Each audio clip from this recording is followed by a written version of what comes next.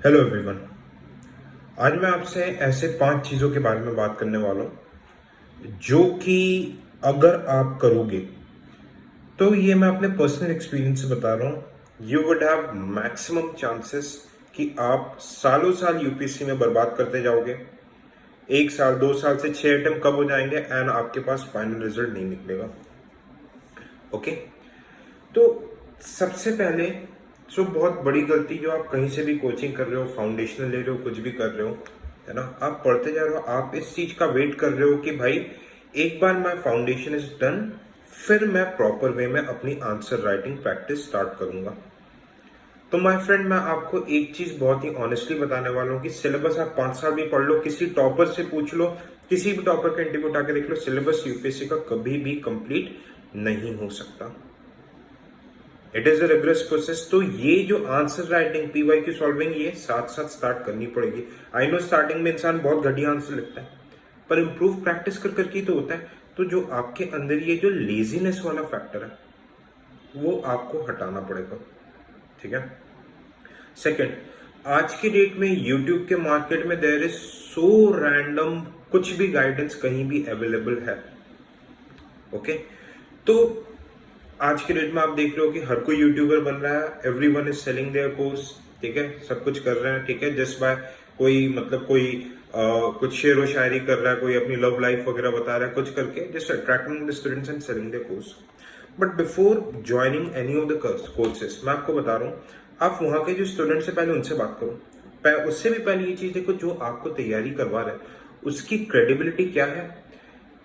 काफी, I don't want to name anyone, काफी 80% YouTubers ऐसे हैं जो, जिन लोगों ने खुद यूपीएससी प्री कभी दिया ही नहीं होगा, निकालना तो छोड़ की बात है, दूर की बात है, and are guiding answer writing के कोर्सेज चला रहे हैं।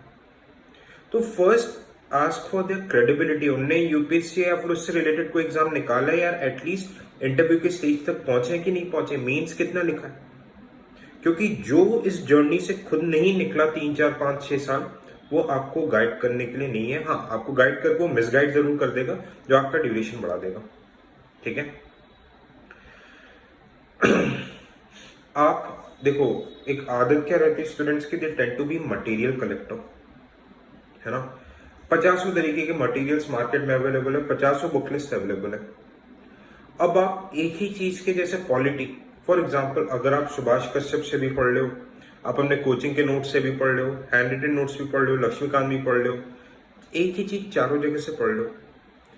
मेंस आते आते आपको 21-22 सब्जेक्ट पढ़ने पड़ेंगे, और इक्के हर सोर्स के अगर 3 3 चीजें रखोगे, 70 80 बुक पढ़ पाओगे।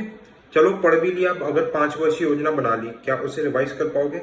रिवाइज करके क्या उसे इफेक्टिवली आंसर शीट पे लिख पाओगे? तो एक ही सोर्स आपको कंसोलिडेटेड रखना है, इट्स वेरी वेरी इंपॉर्टेंट। चौथी सबसे बड़ी चीज है डिसिप्लिन।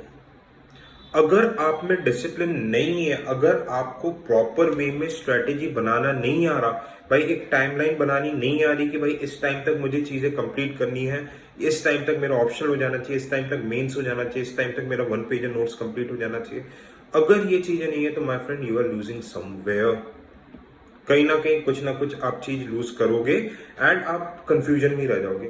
तैयारी कभी पूरी नहीं हो पाएगा। एक प्रॉपर प्लान्ड टाइम टेबल, एक स्ट्रेटेजी, एक टाइमलाइन आपको बना के चलना ही पड़ेगा। विदाउट प्लानिंग, मैं आपको एक एग्जांपल दे रहा हूँ। जब मैडम इंदिरा गांधी ने हमारे जो फील्ड मार्शल थे सैम मानेकशॉ को बोला था कि भाई आप जल्दी से जल्दी जो बांग्लादेश में जो इन्फिल्ट्रेशन का प्रॉब्लम, जो पाकिस्तान के एट्रोसिटीज हो रहे हैं, उसका सोल्यूशन निकालो, तो उनने पता है पेपर में लिख के दिया था।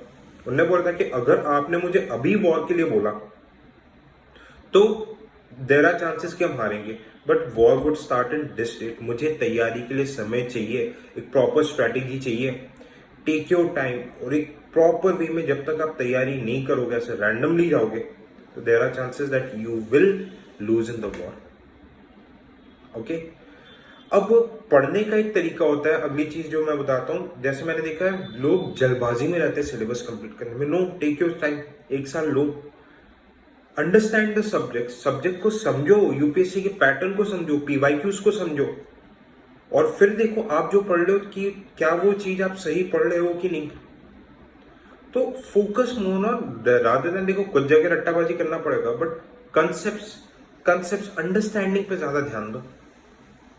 ओके एंड देखो ग्रुप स्टडीज वगैरह में हमें कभी से मतलब मोटिवेट नहीं करता, बट कुछ सब्जेक्ट्स एक या दो डिलीजेंट टूल्स को कभी वीक में वंस एक बार बैठ के do discuss, do brainstorm. It's definitely going to help and it's definitely going to impact. So these are the 5 ways. अगर आप इनको अवॉइड करोगे स्टार्टिंग से तो देर आर चांसेस कि आपका सिलेक्शन होने के चांसेस काफी ज्यादा रहेंगे। एंड आप मेरे साथ टेलीग्राम पे भी जुड़ सकते हैं। You can join my Telegram channel Civil Soldier, जिसका लिंक इस वीडियो के डिस्क्रिप्शन में रहेगा। And you can also explore our mentorship courses from the Civil Soldier app. Thank you so much.